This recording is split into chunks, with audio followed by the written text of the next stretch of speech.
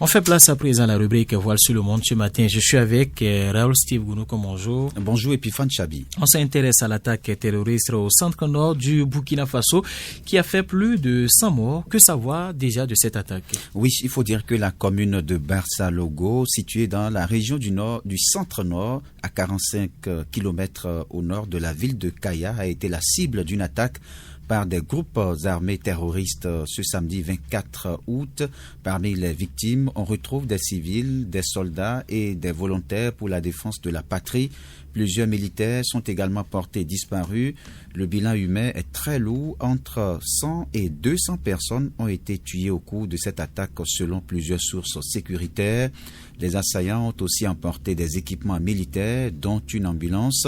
De nombreux blessés ont été enregistrés. Au moins 140 personnes ont été évacuées vers les centres de santé de la région. Tout le personnel du service de chirurgie du centre hospitalier régional de Kaya dans le centre du Burkina Faso ont été rappelés pour aider dans la prise en charge des premiers blessés évacués par hélicoptère.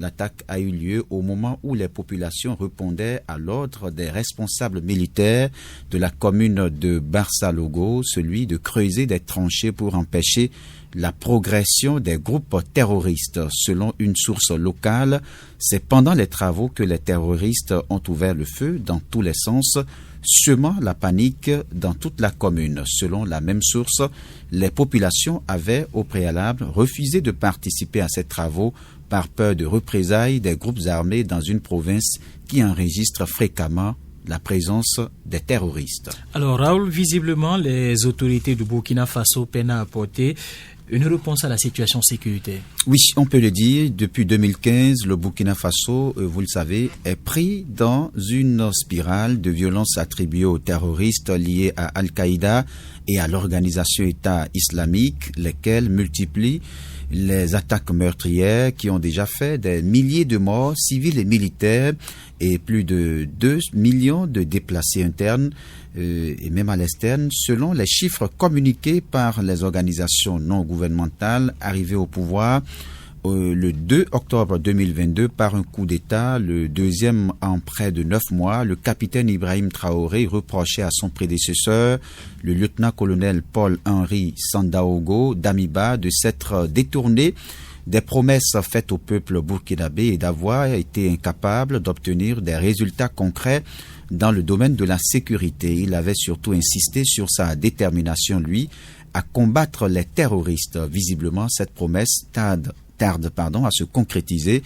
La preuve, les autorités, malgré les efforts, peinent à stopper les attaques récurrentes des terroristes et conséquences des forces armées et des populations perdent la vie. Alors, pendant ce temps, au nord du Mali, des questions se posent autour d'une attaque meurtrière de drones à Tinzaoulen, j'y arrive, voilà. Non, Tinzaounaten. Voilà, Tinzaounaten. Voilà, c'est un peu un peu compliqué quand oui, même. Ça c'est vrai. Il faut dire que des frappes de drones meurtrières ont eu lieu ce dimanche à Tinzaouaten, une localité malienne située à la frontière avec l'Algérie. Pour l'armée du Mali, ces frappes ciblaient des terroristes alors que les rebelles maliens du cadre stratégique et permanent ce sont d'ailleurs des civils qui ont fait les frais de ces attaques. Dans un communiqué, les rebelles maliens du cadre stratégique et permanent, CSP en abrégé, affirment l'armée malienne et ses alliés combattants du groupe russe Wagner ont mené ce dimanche des frappes à l'aide de drones à Tinzaouaten.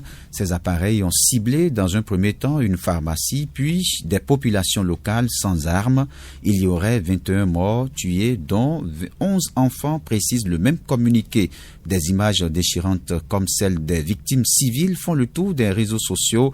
L'armée malienne donne une autre version. Les drones ont visé des cibles terroristes, affirme l'état-major, qui invite les populations civiles de la localité à rester loin des terroristes. Fin juin, dans cette même localité, face aux rebelles maliens, l'armée malienne et les mercenaires du groupe Wagner ont subi un important revers. Merci à vous, Raoul Steve Gounouko du Burkina Faso. Nous avons fait un détour par le Mali également pour parler toujours de la situation sécuritaire.